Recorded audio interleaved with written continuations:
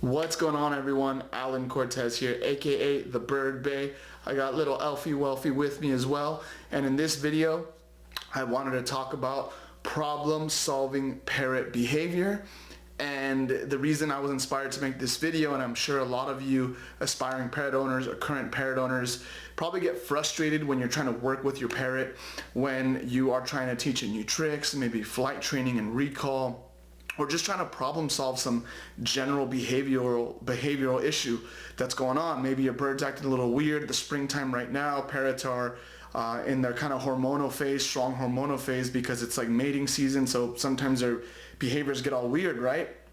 And really with Elfie the other day, he was doing really good on his flight recall training for the last 2-3 weeks, and then about a week and a half ago, maybe 2 weeks, he just refused to fly anymore. I was trying his typical routine where he eats in the morning, and then we do either trick training and flight training, or either or in the afternoon when he's a little bit more hungry, a little bit more motivated before his last meal. So I would call him over. I'm like, "Hey, Alfie, come here, buddy," and he would just kind of look at me and basically do the bird middle finger, which is turn around and give your back to you, which to them means I'm ignoring you. And then he would kind of look over at me and see if I was still there, and I would just call him and he wouldn't come. And I was like, what the heck is going on?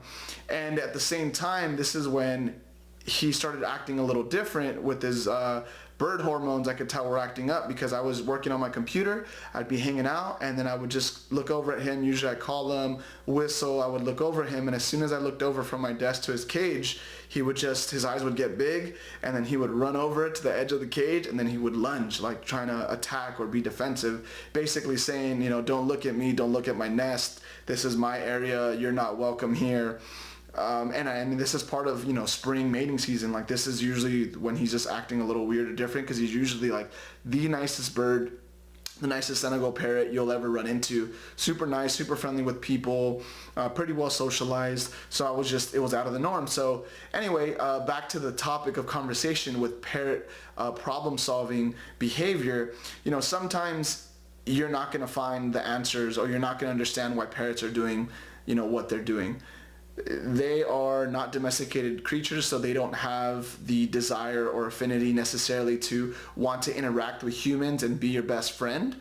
Whereas dogs and cats, they're totally domesticated, so they like being around people, especially dogs.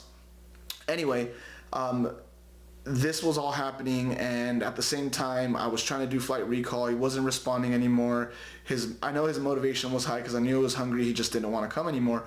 So I wanted to talk to you guys and really just show you how to problem solve parrot behavior, whether it's flight training, trick training, or behavior in general, and just start thinking about things from the root of the source, or the source of where the problem's coming from. Not just think, oh, this bird's a bad bird, or oh, he's not smart, or oh, he just doesn't like me, or something like that. Usually when I problem solve, I think of myself as the root of the problem first and foremost. Like, am I making sure that Elfie's getting enough food? Is he have the proper nutrition? Is he getting enough sleep? Is he getting enough attention? Because if all you're doing is training your bird, and you're not having enough time to bond with it, to build that connection over time, since they tend to be a little bit more wild, they might revert to no longer wanting to be around you or caring for your attention anymore, right? So look at yourself as the source of what am I doing different to cause my parrot to act a certain way. Like, what's different about him? What is he doing different? What am I doing different? And then think, okay, well, for me in the last 2 weeks, have I done anything different? Not necessarily. His food's been the same. His hormones are definitely different this time of year. That's different.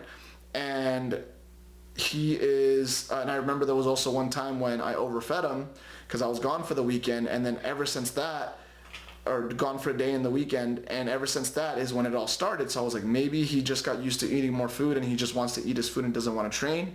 So I started thinking about these things, and I was like, you know what? Let me go back to the source of the problem. Let me make sure he's getting those 2 meals a day. Let me make sure we give him enough time, and maybe not too early in the afternoon for flight training, because it's summer now. It's getting closer to summer. The days are longer. Maybe I just have to shift the schedule. And then the other thing that I thought about was, you know what? I've been using the same treats. It's been almonds, cashews, macadamia nuts, a variation of those. Maybe he's just not intrigued by that treat. He's just like, I don't want that, I want something else. Sure enough, what I did was I just said, okay, well, let's just stop flight training for like 3 to 4 days, maybe even a week. Just let it go. We'll focus on trick training, focus on the bond, get back to basics, and then we'll kind of go from there. Focus on harness training, stuff like that. Come back around, and sure enough, I was like, you know what? Let me see if he needs a break. And the reason, by the way, I do flight training is not necessarily because I want to be able to just say, hey, bird, come here to me. I'm your master. Like, that's probably like one of the satisfactions as a result of flight training and recall training. The reason I really do it with Elfie is because I want him to be really fit, and I don't want him to get atrophy in his wings, which basically means when birds don't use their wings because their wings are clipped or they're not flying around to get enough exercise, their chest muscles and their wing muscles get smaller and weaker, so when they do try to fly, they can't sustain flight very, very long. And just like humans, where we have to work out to stay in shape, for birds it's the same thing. So premise as to why I want to do flight training and recall training with Elfie is for the exercise, and then whatever comes after that is definitely just a reward, or a cherry on top, so to speak.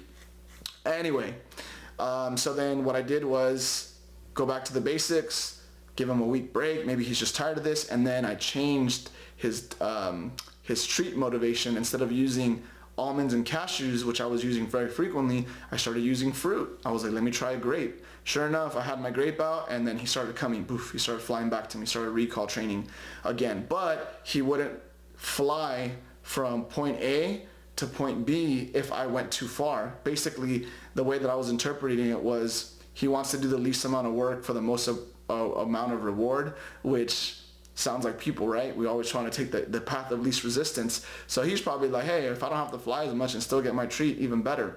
So for now, I'm letting it be, and I just come a little bit closer to where he's willing to fly to me, because it's more important for your parrot to come fly to you ASAP, once or twice of calling them, instead of you calling them 5 or 6 different times consistently, because then it just teaches your parrot, hey, you know what? I'm only going to come when I want to. I don't have to fly to you, and I don't want that. So 1 or 2 times max, call him, he comes back, boom, and then we started, having a more productive session, a more productive training session where he's flying back and forth to me, and it's an issue that I'm basically problem solving. So moral of the story is here that you're not always going to have the answers. Your parent might act differently.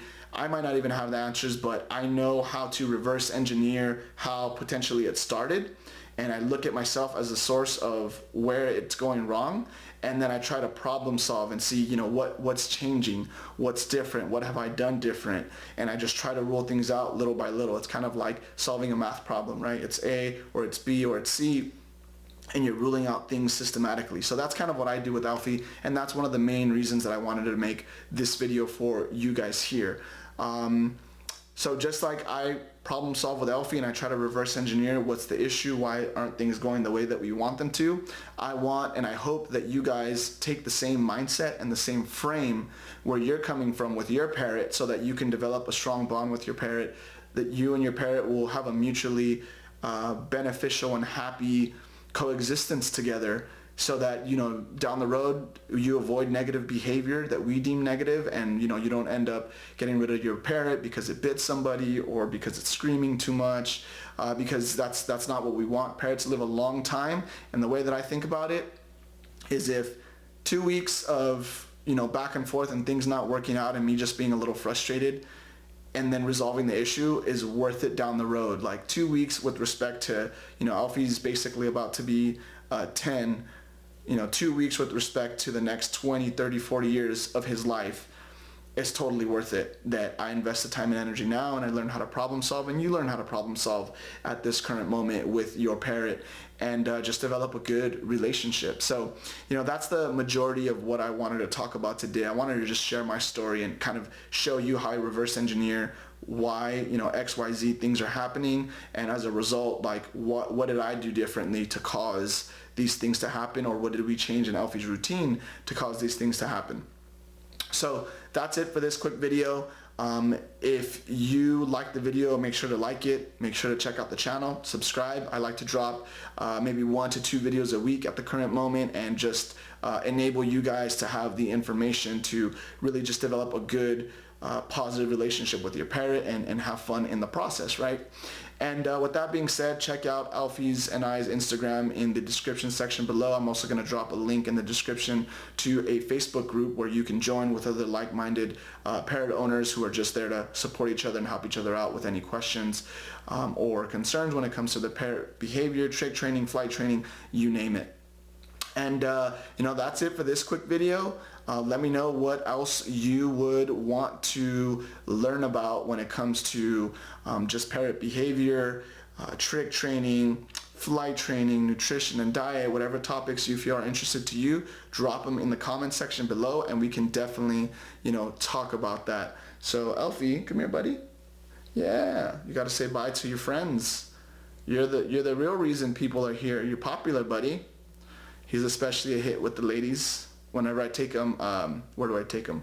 I've taken him hiking on his harness, and he's on my backpack, and everybody goes, oh, parrot. And then all the ladies are like, oh my God, he's so cute. Can I touch him? And then I just let them give him like a peanut. And I use that, by the way, pro tip. Use experiences where people are wanting to interact with your bird. You train them and you socialize them by giving the other person a little treat. And then you have them ask Elfie to do a trick like whistle or wave. He does it and then he gets a trick, so he slowly starts to learn, oh hey, when I start interacting with these humans that are not my human, good things happen. I get treats, I whistle, they pet me, they give me lubbies, and that's obviously a good thing that we would want for our parrot. So super side conversation there. Bye buddy, can you say bye to everybody? Yeah. Say bye. Alright guys, Alan here, aka the Bird Bay, signing out, and I will see you guys next time.